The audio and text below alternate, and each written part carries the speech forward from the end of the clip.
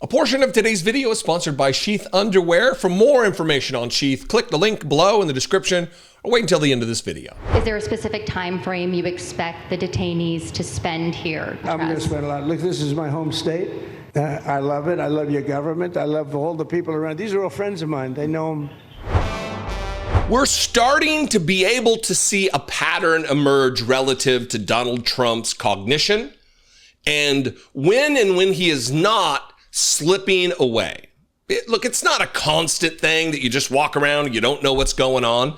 It comes in fits and starts. It comes in stages. It comes in waves. Some days are better than others. Some moments during the days are better than others. And Donald Trump's day yesterday was not great. I don't know if it's his travel schedule and the tempo with which he has to be president. I don't know. But yesterday was a terrible day for Donald Trump. And I think I'm starting to understand the early signs of it. And I'm going to play that clip second, the early signs. And it deals with his insecurity and his talking about his IQ and his big brain and always being right and all that other nonsense. But yesterday he was asked a question when defending, promoting, selling the idea of alligator Alcatraz. They're giving concentration camps cute little fascist fucking names now. That's where we are in the course of history of this country. And a reporter asks a specific question.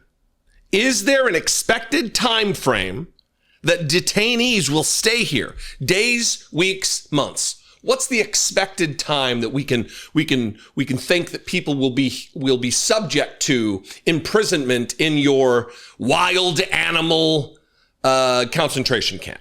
That's the question. This is the answer, and it is. Look, it's not a cute, oh yeah, we've got a president who can't think and who just rambles off and doesn't answer questions. It is dangerous for the fact that there's no one to hold him accountable. There's no one to say, oh, wow, this is a problem, that his most demented machinations will come true because he's surrounded by bootlicking sycophants, by utter shameless lapdogs. The people who fly their "don't tread on me" flags just can't wait to be tread upon by a man who can't even string two thoughts together most times of the day. Watch this and remember the question. The question is, how long can we expect migrants to be imprisoned in your camps? And listen to his answer. Dana Marie McNichol, Fox News Channel. Mr. President, is there an expected time frame that detainees will spend here, days, weeks, months? And does that have anything to do with the immigration judges you just spoke about being trained and staffed here? When you say, what was the first part of your question? Is there a specific time frame you expect the detainees to spend here, days, weeks, months? In Florida? Yes, here at Alligator Alcatraz. I'm going to spend a lot. Look, this is my home state. I love it. I love your government. I love all the people around. These are all friends of mine. They know them very well. I mean, I'm not surprised that they do so well. They're great people. Ron has been a friend of mine for a long time. I feel very comfortable in the state. I'll spend a lot of time here. I want to, for 4 years, I've got to be in Washington, and I'm okay with it because I love the White House. I even fix up the little Oval Office. I make it, it's like a diamond. It's beautiful. It's so beautiful. It wasn't maintained properly, I will tell you that. But even when it wasn't, it was still the Oval Office, so it meant a lot. But I'll spend as much time as I can here. You know, my vacation is generally here because it's convenient. I live in Palm Beach. It's my home.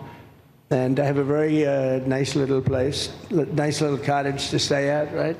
But we have a lot of fun, and I'm a big contributor to Florida. Pay a lot of tax, and a lot of people move from New York, and I don't know what New York is going to do. A lot of people moved to Florida from New York, and it was for a lot of reasons, but one of them was taxes. The taxes are so high in New York, they're leaving. I don't know what New York's going to do about that, because some of the biggest, wealthiest people and some of the people that pay the most taxes of any people anywhere in the world, for that matter, they're moving to Florida and other places.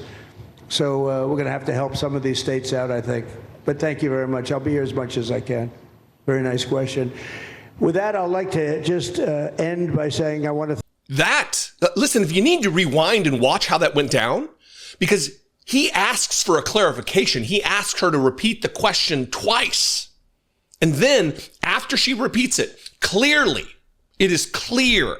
It is concise. It is precise. It is obvious what she's asking. It's not convoluted. It's not multiple questions strung together and he forgets one part of a multi-part question. That's not what happened. She asks it twice. And then he says, well, I'm going to spend a lot of time here. This is my home state. It's beautiful. I love Ron. I love all the people. What? It's not that he fears what the answer is. They revel in their cruelty. They are proud of the inhumane nature of this particular administration, this Trump 2.0 duh. They love it. It's not that he's avoiding the controversy.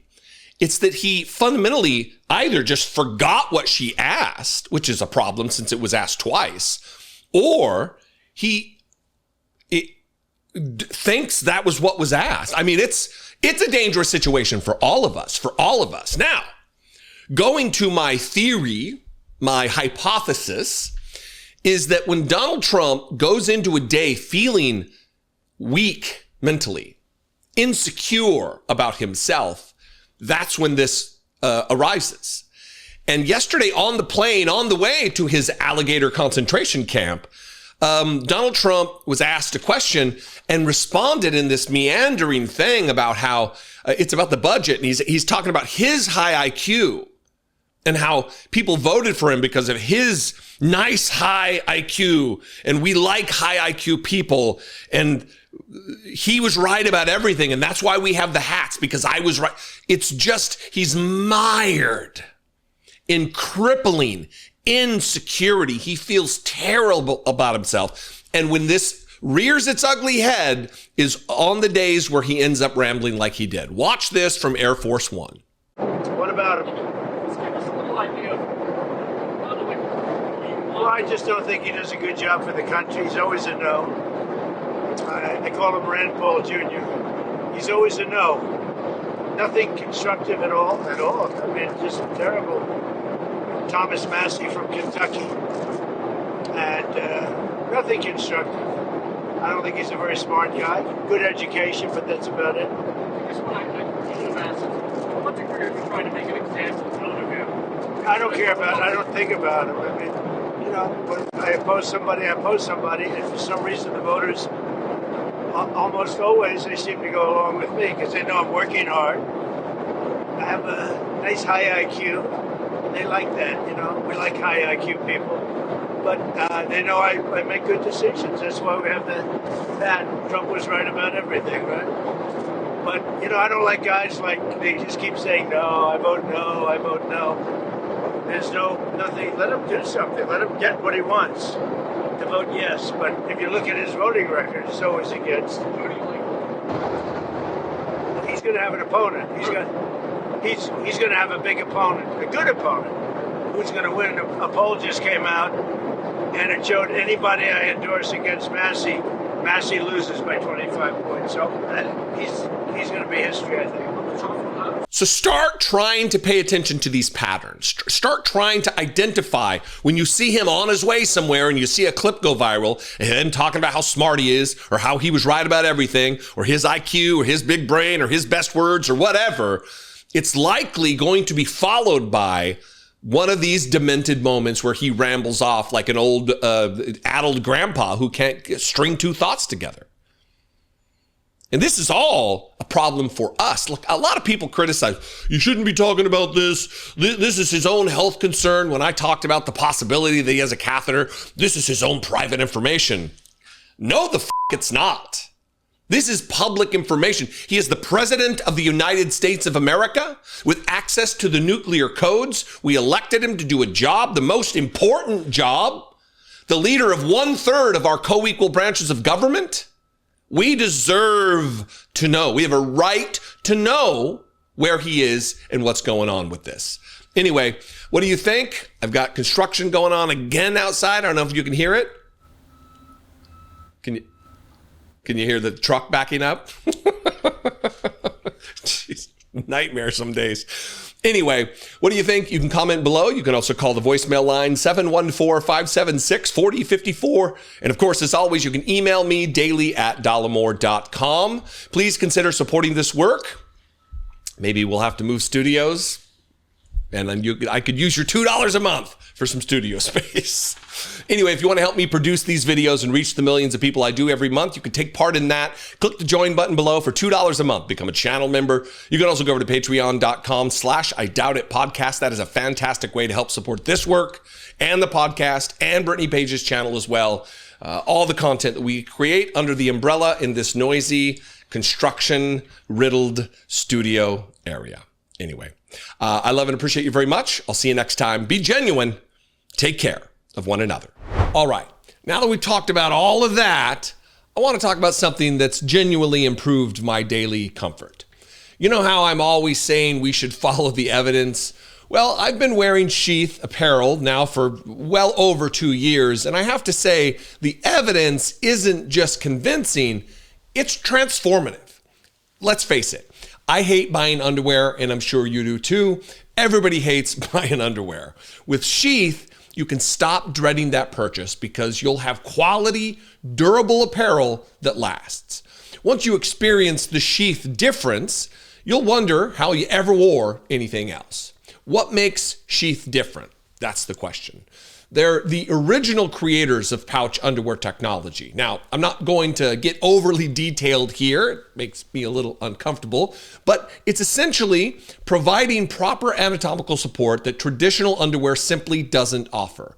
Plus, Sheath donates a portion of every single sale to men's mental health initiatives, something I think many of us can appreciate the importance of. And it makes a noticeable difference whether you're sitting at a desk analyzing political developments for hours or just going about your day. And Sheath isn't just for men. They've developed an impressive line for women too, using the same principles of thoughtful design and premium materials. What I particularly appreciate about Sheath is their commitment to quality.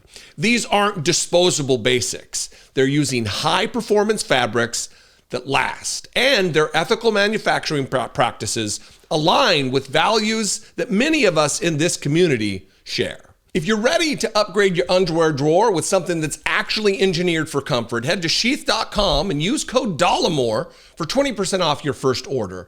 My team and I have switched to Sheath, and honestly, it's one of those small changes that makes a surprising difference in your day.